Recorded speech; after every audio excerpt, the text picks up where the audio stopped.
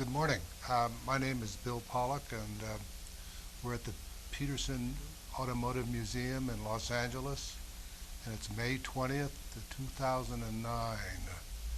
And my guest is Art Evans, and we're going to find out a little bit about Art this morning, what he's been doing and what he's done, and hope you'll enjoy watching.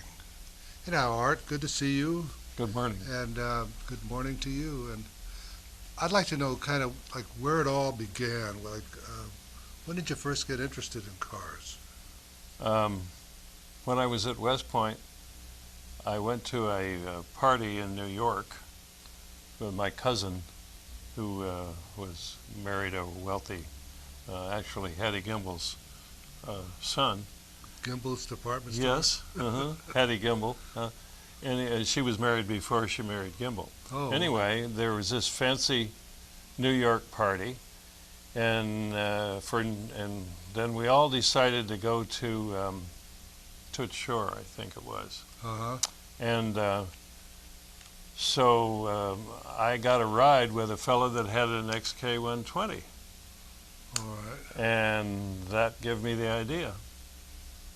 So when I got out of the Army, I bought an XK120 That makes sense. from Clem Atwater.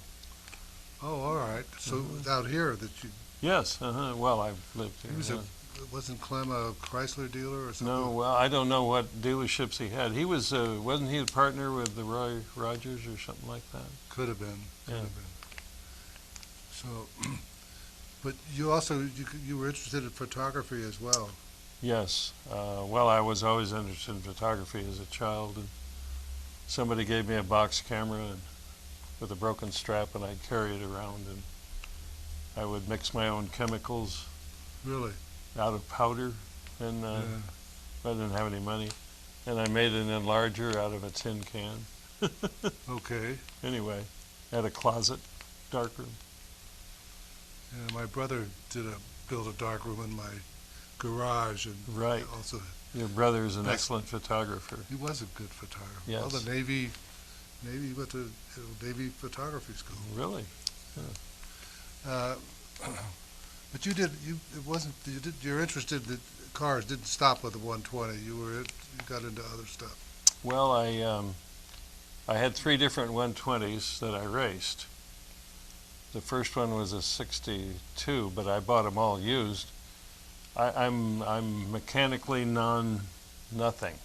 So the reason I raced 120s was with a Jaguar in those days, you could just buy the car and get the tires to the right inflation and go out and race it. They were so good, such good cars. Mm-hmm. And I would race the car until it got tired. In those days, of course, we did a standing start, and then the clutch would go. So then I would paint it red at Earl Shives and sell it to a student.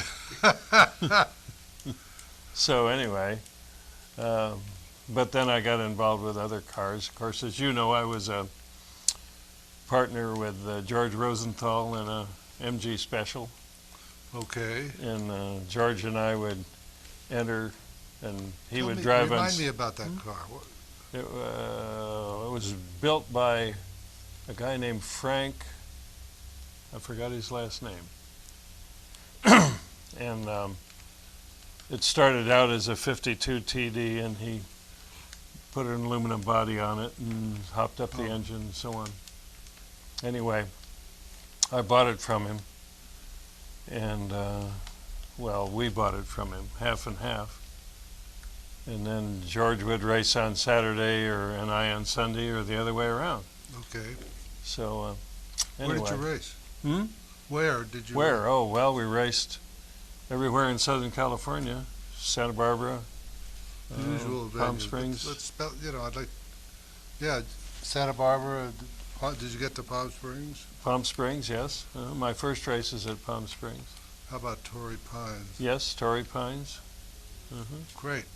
You know what I wanted to ask you about was your friend out in Fontana who was building that Bill Devon? Bill Devon. Yeah. Well, when How did you happen to get hooked up with him? I got I Tell me started about Bill. sure. Well, how I got involved was I had a little advertising agency, and I handled the LA region, as you know, and did the programs for them. The LA region of the Sports Car Club of America, I should say. And a fellow named O.C. Rich moved from Bakersfield to L.A. and married the Beverly Rich, who is Marion Weber's daughter. Marion owned a company. The M.G. Minton Company, right. And so I lost a girlfriend and gained a best friend. And O.C. was in the advertising and PR business, so we hooked up together in a partnership. He had Bill Devon as a client, and so our partnership got Bill. At that time, he was building a complete car, and he only built 12 of them. It was a Panhard-based car called a Devon Panhard, very valuable now, and they run them in vintage races.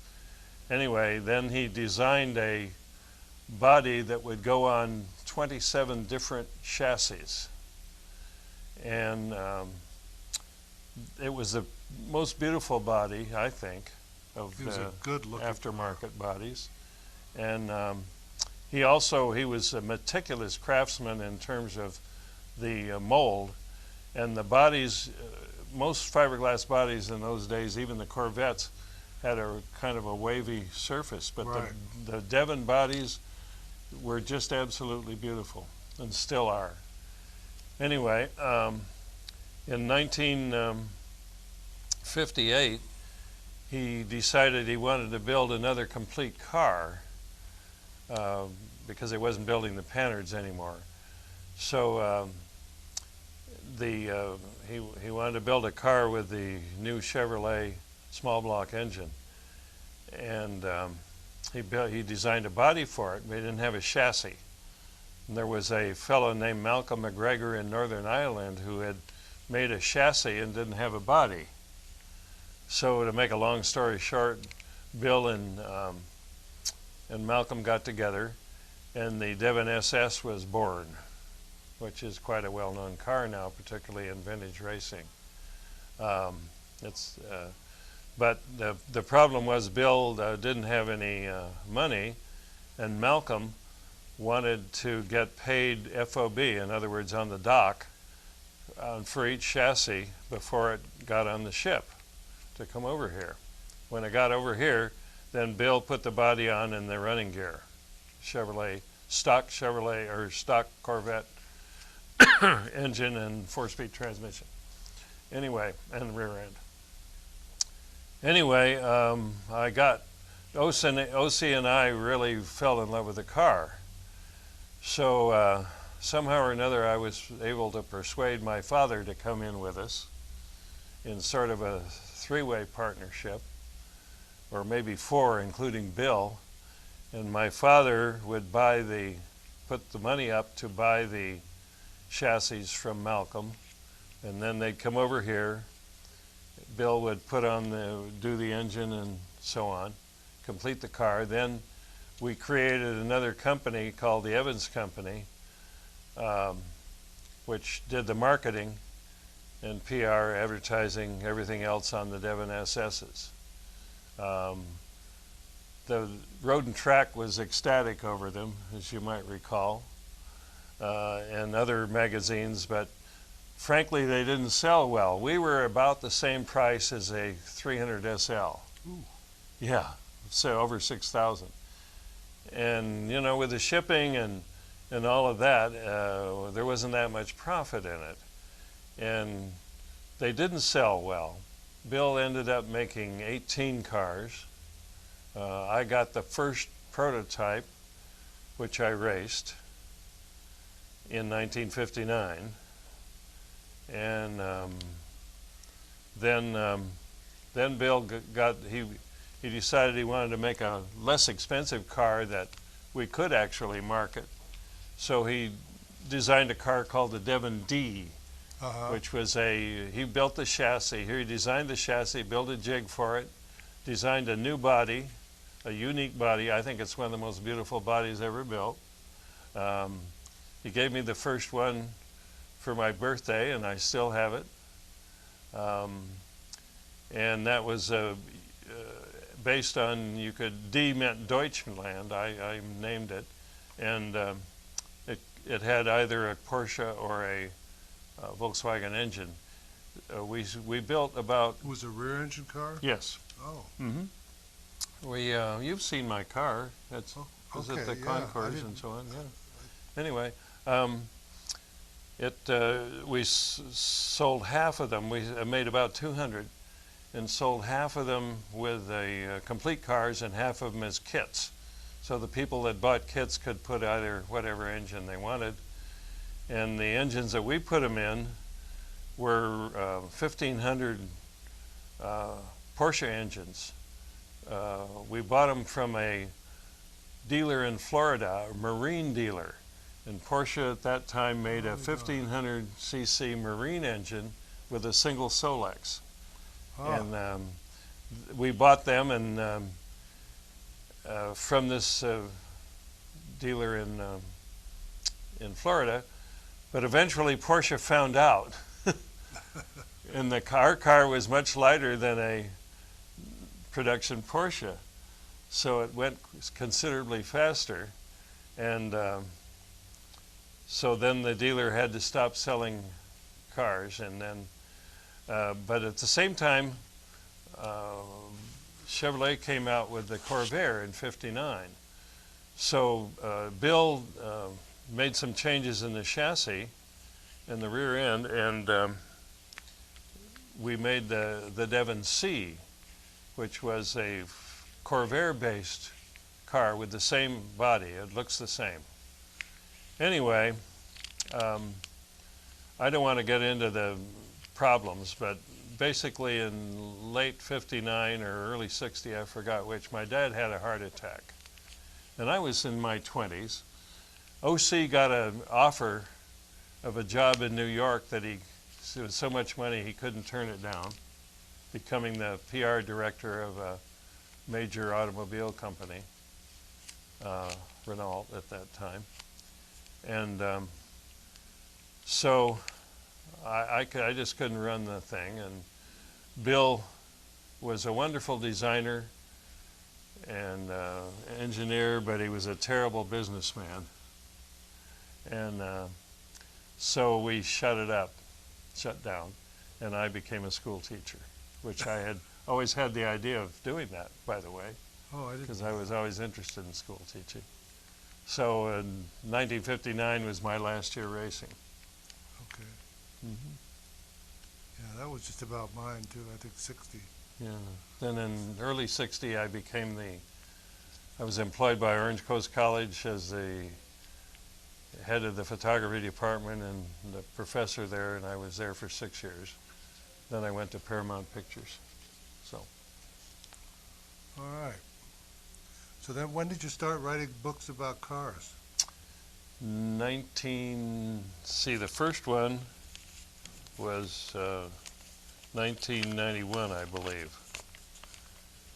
2001, I'm sorry. Before that, I wrote books about photography. Photography, right. Right. Mm-hmm. And I got tired of that. Although my photography books always sold more than any of my car books. But the car books is a labor of love, and I do it as a hobby, really.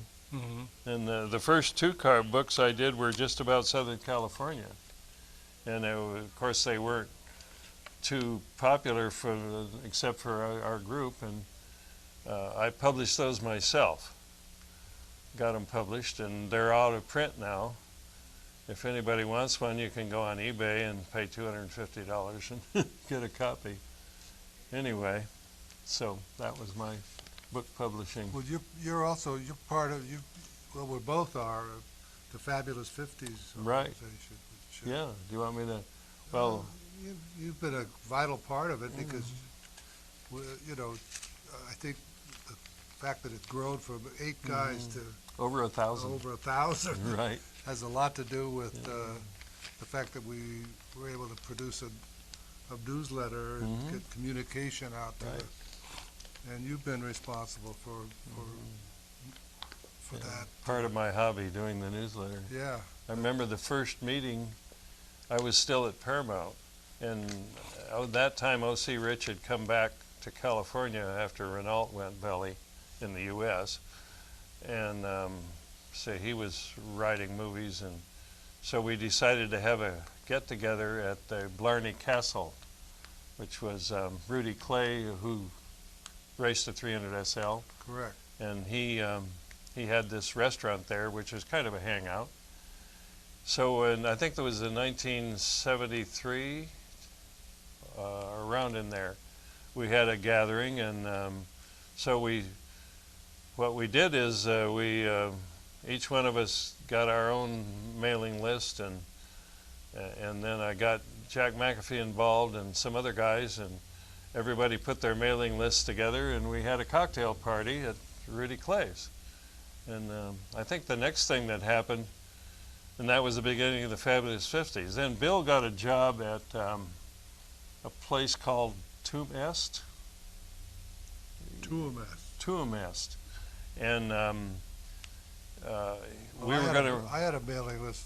Yeah, also. you had a mailing And list Bill too. Hill had a mailing list. Right. Yeah, we put them all together. Yeah. Right, and I still have the mailing list, Right. which is over 1,000 now. And then Bill wanted to raise some money for the organization that he was the president of, so we put on a couple of parties of using our mailing lists, and that started the just went from parties. there, I yeah. forgot the years that you were at Tuamest. I don't know, it was just a couple of years. A friend of mine's daughter, it was a drug rehab long before that was popular, but a dear friend of mine's daughter was Oh, I didn't. a cocaine addict, and Mhm. she had grown up with my kids, and I thought, well, I was spared that problem, so he had wanted somebody to come in, and I wasn't actually president of it, but I was, my job was to develop some business activities so that they could have they needed another income source besides grants. So we had parties and raised money. We had parties. I don't know how and much we raised, but we had a thrift shop, we had a print shop, and Mhm. different things. But anyway, it was in Venice.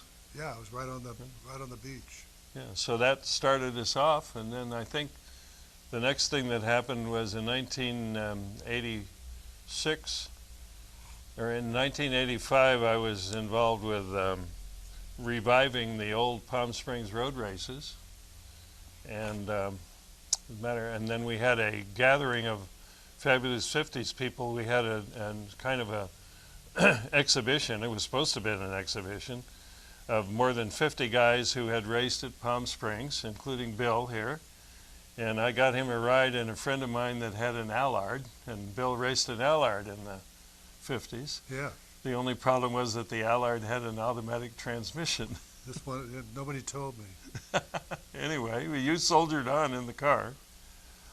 And we got more than 50 people there that had raced, and I tried to get them in cars that they had raced in, like Bill in an Allard. I got Phil Hill in a XK120, and so on and so on, and Mary Davis in an MGTD, and so on and so on. So that really started us off.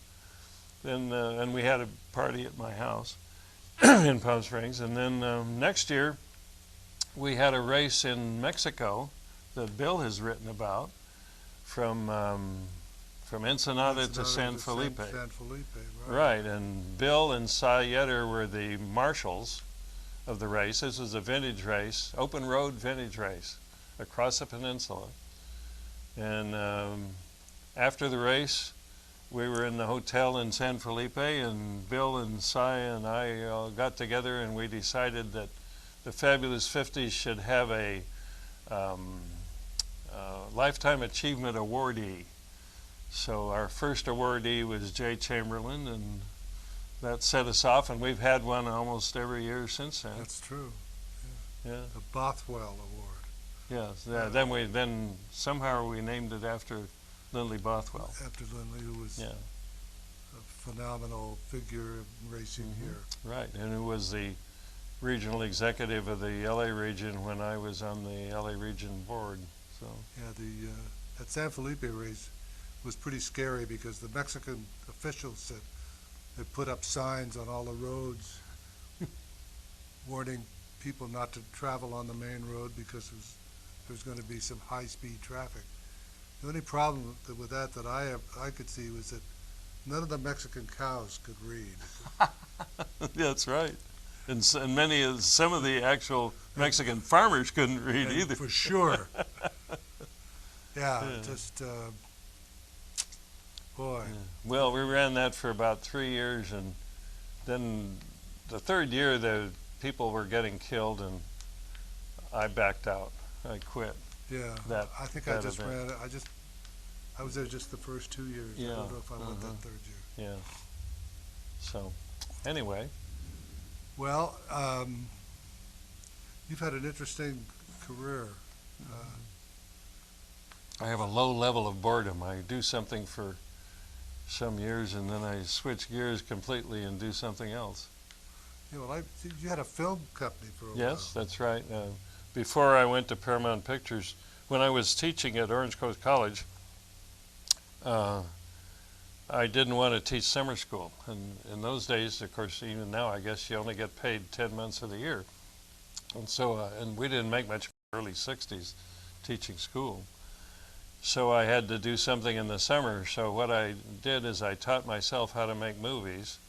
And then I would go to a distributor of educational films in Hollywood and sell them on an idea. And then they would fund me up front to make the film. And what I wanted to travel, and I had never traveled, so I specialized. You had your chance to go to Korea. Yeah, I had my chance. The farthest I'd ever been away was New York. Anyway, Yeah. so I specialized in middle school geography, and I would write proposals for middle school geography films, and I've been all over the world, many parts of the world, doing that. And so then eventually I took in a partner, or two partners, and we went into film distribution also, as well as making the films. And Paramount Pictures decided to offer us more money than we could refuse. So they bought us out, but I had to go with. I was sold also, and I became a Paramount employee. My claim to fame was my parking lot. My parking space on the Paramount lot was next to Elia Kazan's, which Oh, that's I pretty. thought that was. That's pretty classy. Yeah, I did. Anyway, then we were paid out over 3 years, and so I didn't know what to do with the money, because being a school teacher, I never had any money. So I lived in Redondo Beach because Mary Davis had built a hotel apartment complex there, and I moved into the apartment as soon as it was opened in 1965. And so then I just started buying some real estate, or how I've started with one house and a 3-plex and a 4-plex, and with the money, when every third year they'd give me more money. And eventually I had a block on Pacific Coast Highway. And then I took all of that and bought some apartment buildings in Hawthorne, right near Northrop. I figured the government had never let Northrop go broke. So I bought them, actually some right across the street from Northrop. And then when Reagan came to office and lowered the capital gains tax, I sold out and retired. So you're retired now and just writing automobile books. Well, but frankly, Bill, I don't make any money. My accountant, who's also a member of the Fabulous 50s, every third year he jiggles my books around so that I show some profit for the IRS. He says, otherwise I'll get audited. Yeah. So, but I haven't, I go to Monterey and do book signings up there. You've done that too. And do we sell enough books to pay No. for the trip and the room and everything else? Not even for one dinner. Yeah, not even a dinner, particularly if you get abalone, which I got last year. Yeah, Anyway. It's an endangered species. Yeah. Hey, well, Art, it's been great having you here. Mm-hmm. Enjoyed reminiscing a little bit about some of those wonderful times. Mm-hmm. In Monterey, I hope 20 years from now people will recognize that it was a site of an automotive orgy that went on for 50 years, and as we speak, it continues. Everything, the town goes crazy, and it's filled up with Ferraris and Maseratis and whatever. But the days of racing on the streets when you Yeah, won twice, those days those are were over. the days where, and there was no protection for the spectators. We just stood on the Snow side fence. of the road. Yeah, snow fence, Yeah. which was little thin pieces of wood that Yeah. wouldn't stop a toy Yeah. car. I was a good friend of Ernie McAfee's, and I was there when he was killed in the last year, which was 56, and I just was so upset. I just got my car and went home, Yeah. and never went back to Monterey until much later. Well, it's a beautiful part of the world, and Mm-hmm. it's kind of like Mecca. But Everybody, like you say, right now it's an orgy. it is an orgy. My God, People and go it there takes and a whole week now. they have auctions and Italian concours, something. There's know, one at the German Quail Concours. Quail. There's all these Yeah. different. And if you have a red car, you go to Monterey. Yeah, they've invited me this year to bring my Devon D. They're celebrating Bill Devon, and Devon's at the Is Quail. Bill Devon? Is Devon They're celebrating Bill's cars at the Oh. Quail this year. Oh, okay. So since I have the prototype of the D, they've asked me to bring it up. Right. My son works for Bill Devon, and for Carroll Shelby, and so he's going to borrow a trailer, and we'll tow it up. Okay. Well, thank you very much for Sure. coming, and Thank it's you, been Bill. a pleasure to chat with you, and Mhm. we'll see you next time.